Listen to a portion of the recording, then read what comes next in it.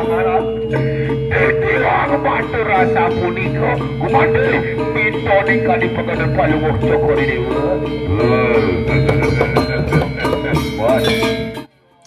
While every neighbourhood in Ubud boasts at least one gamelan orchestra and several dance troupes, competitions particularly keen between the Ubud Royal Palace and the Saraswati Temple for the most lavish dance performances.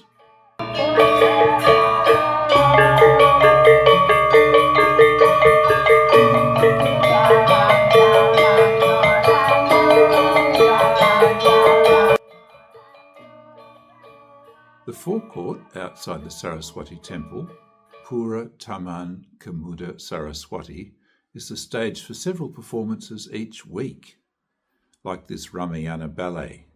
This is a form of Ramayana performance still performed by the traditional gamelan, unlike the numerous village Kechak dances you can see elsewhere in Ubud and throughout the island. The Dutch had interned the Prince of Ubud during the War of Independence after World War II, and on his release, he was keen to thank his gods and to celebrate the peace, as we can see in John Darling's film of 1978, Lempad of Bali. That film is a little gem. I would make it compulsory viewing for every Bali visitor if I could. Through the years of World War II and the War of Independence with the Dutch, Lempad went into an almost catatonic state, producing very little work, and everyone expected him to die. Instead, he revived, and in his 90s he took on a major commission to design and project manage the Saraswati Temple. So, as the Prince of Ubud and his father before him were patrons of the arts, he commissioned Lempad to build a new temple to the goddess Saraswati, goddess of literature and the arts. It was a water temple. The long walkway leading to the temple gate is flanked by pools with fountains.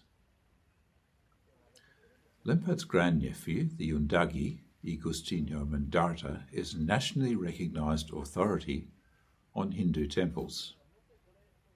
He described the scene. All the farmer, when they back from the rice field, he likes sit down there and then loads of the busy, just relax there, and until he forget how to back home until night. They stay here. That is langon is they talk ngelanganan.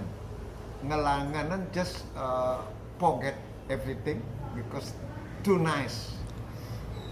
And then they thought, oh, Puri Langon, Puri Ngelanganan.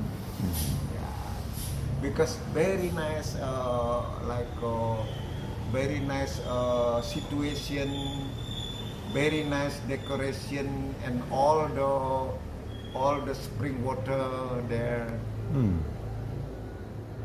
And then like a paradise, like a paradise. Lempad's original design included shallow ponds inside the temple compound as well.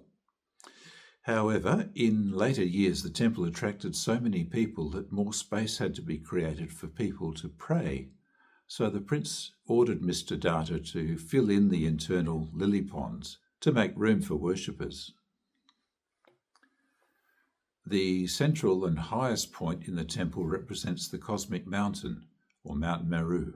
In early Hindu cosmology, the cosmic mountain rested upon the shell of the world turtle. This in turn was surrounded by two giant serpents who continued to turn and churn the turtle's shell, producing the Milky Way. Lempad's subtle humour comes into play here, with the turtle's feet poking out between the coils of the serpents. At the very top of the structure you can see representations of the Supreme Being, known to Balinese Hinduism as Sang Yang Widi, or poetically as Achintya, the inconceivable. The representations are the vacant throne, the golden figure, and the swastika.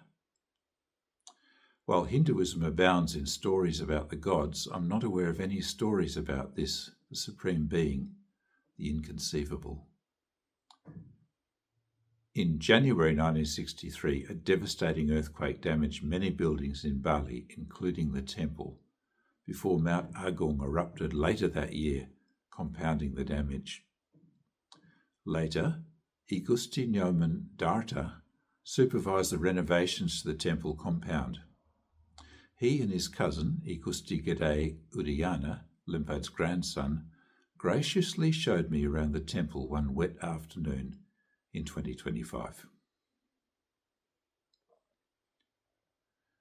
According to Mr. Darta, the temple has central structures representing 3 of Bali's most important sacred sites.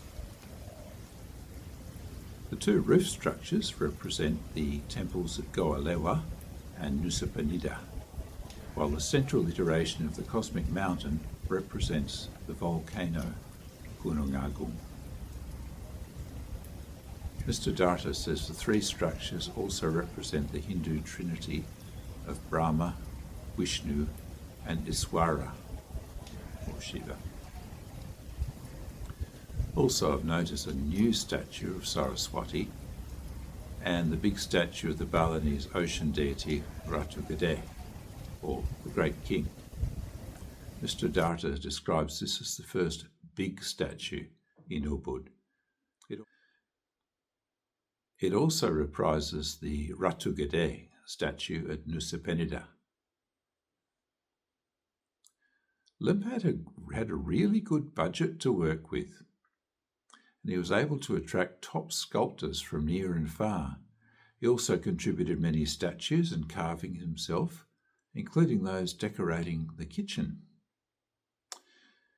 If you're in Bali, you can visit the Saraswati temple just off the Jalan Raya Ubud to see the farmer's paradise that Undagi Darta refers to. You approach the temple from the main entrance and walk down the pathway between the long lily ponds on either side towards the gate.